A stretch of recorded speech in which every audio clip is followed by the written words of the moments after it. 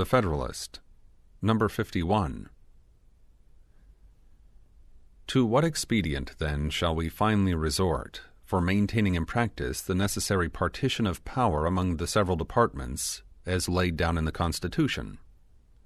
The only answer that can be given is that as all these exterior provisions are found to be inadequate, the defect must be supplied by so contriving the interior structure of the government as that its several constituent parts may, by their mutual relations, be the means of keeping each other in their proper places.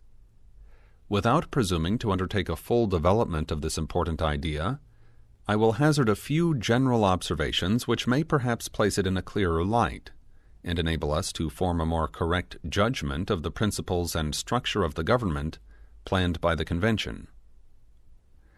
In order to lay a due foundation for that separate and distinct exercise of the different powers of government, which to a certain extent is admitted on all hands to be essential to the preservation of liberty, it is evident that each department should have a will of its own, and consequently should be so constituted that the members of each should have as little agency as possible in the appointment of the members of the others. Were this principle rigorously adhered to, it would require that all the appointments for the supreme executive, legislative, and judiciary magistracies should be drawn from the same fountain of authority, the people, through channels having no communication whatever with one another. Perhaps such a plan of constructing the several departments would be less difficult in practice than it may in contemplation appear. Some difficulties, however, and some additional expense would attend the execution of it. Some deviations, therefore, from the principle must be admitted. In the constitution of the Judiciary Department in particular, it might be inexpedient to insist rigorously on the principle. First, because peculiar qualifications being essential in the members, the primary consideration ought to be to select that mode of choice which best secures these qualifications. Secondly, because the permanent tenure by which the appointments are held in that department must soon destroy all sense of dependence on the authority conferring them. It is equally evident that the members of each department should be as little dependent as possible on those of the others, for the emoluments annexed to their offices. Were the executive magistrate or the judges not independent of the legislature in this particular, their independence in every other would be merely nominal. But the great security against a gradual concentration of the several powers in the same department consists in giving to those who administer each department the necessary constitutional means and personal motives to resist encroachments of the others. The provision for defense must in this, as in all other cases, be made commensurate to the danger of attack. Ambition must be made to counteract ambition. The interest of the man must be connected with the constitutional rights of the place.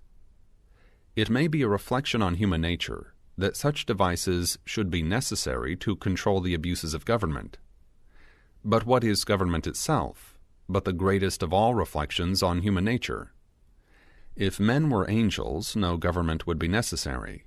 If angels were to govern men, neither external nor internal controls on government would be necessary. In framing a government which is to be administered by men over men, the great difficulty lies in this: you must first enable the government to control the governed, and in the next place, oblige it to control itself. A dependence on the people is no doubt the primary control on the government, but experience has taught mankind the necessity of auxiliary precautions. This policy of supplying by opposite and rival interests the defect of better motives might be traced through the whole system of human affairs, private as well as public. We see it particularly displayed in all the subordinate distributions of power, where the constant aim is to divide and arrange the several offices in such a manner as that each may be a check on the other, that the private interest of every individual may be a sentinel over the public rights. These inventions of prudence cannot be less requisite in the distribution of the supreme powers of the state. But it is not possible to give to each department an equal power of self-defense. In Republican government, the legislative authority necessarily predominates.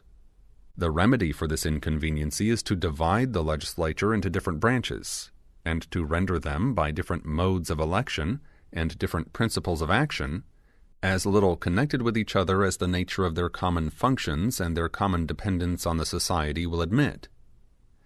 It may even be necessary to guard against dangerous encroachments by still further precautions. As the weight of the legislative authority requires that it should be thus divided, the weakness of the executive may require, on the other hand, that it should be fortified. An absolute negative on the legislature appears at first view to be the natural defense with which the executive magistrate should be armed. But perhaps it would be neither altogether safe nor alone sufficient. On ordinary occasions it might not be exerted with the requisite firmness, and on extraordinary occasions it might be perfidiously abused. May not this defect of an absolute negative be supplied by some qualified connection between this weaker department and the weaker branch of the stronger department, by which the latter may be led to support the constitutional rights of the former, without being too much detached from the rights of its own department?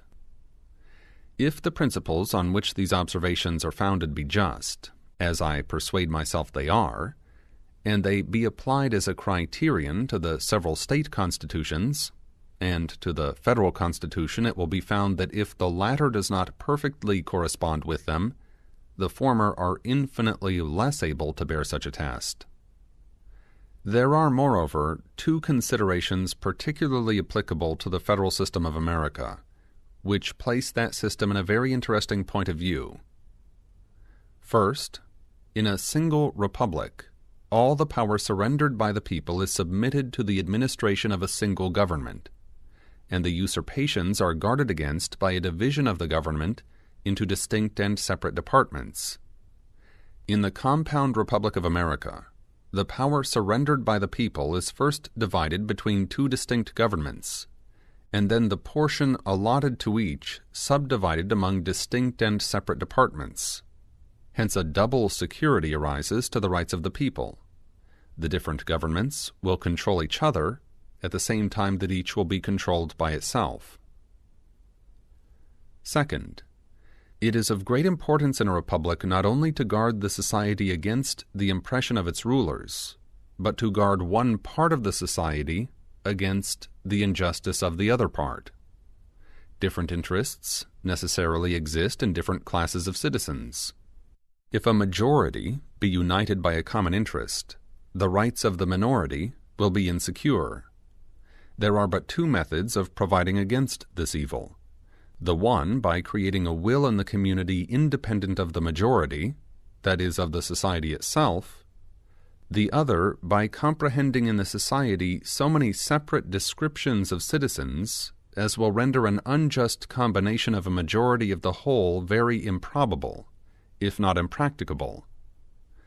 The first method prevails in all governments possessing an hereditary or self-appointed authority.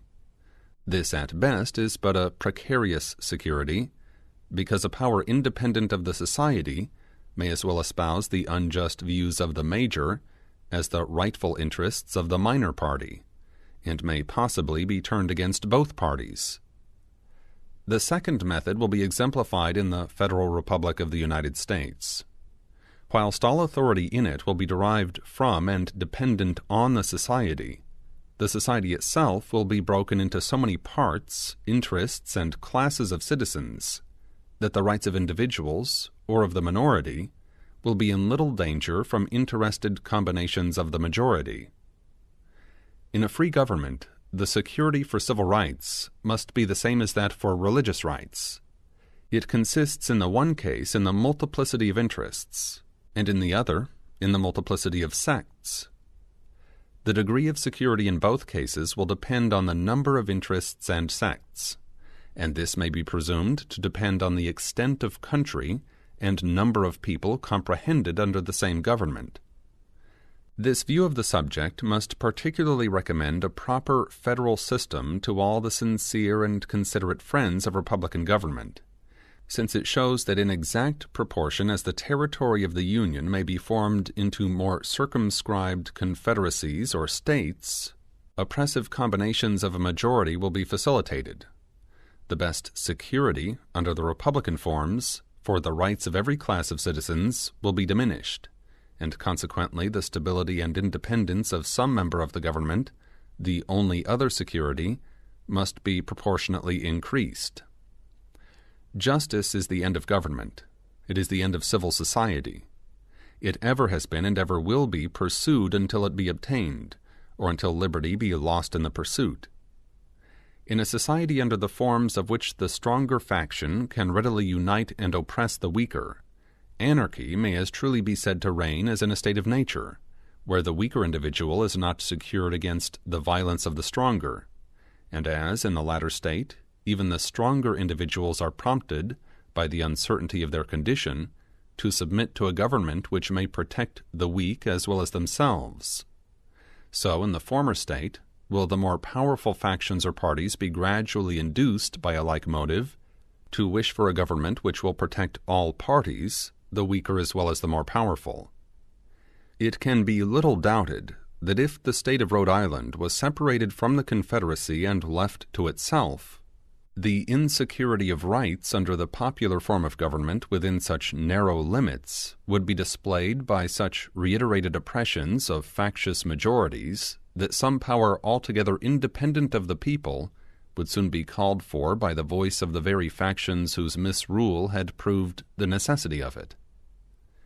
In the extended Republic of the United States, and among the great variety of interests, parties, and sects which it embraces, a coalition of a majority of the whole society could seldom take place on any other principles than those of justice and the general good, whilst there being thus less danger to a minor from the will of a major party, there must be less pretext also to provide for the security of the former, by introducing into the government a will not dependent on the latter, or in other words, a will independent of the society itself.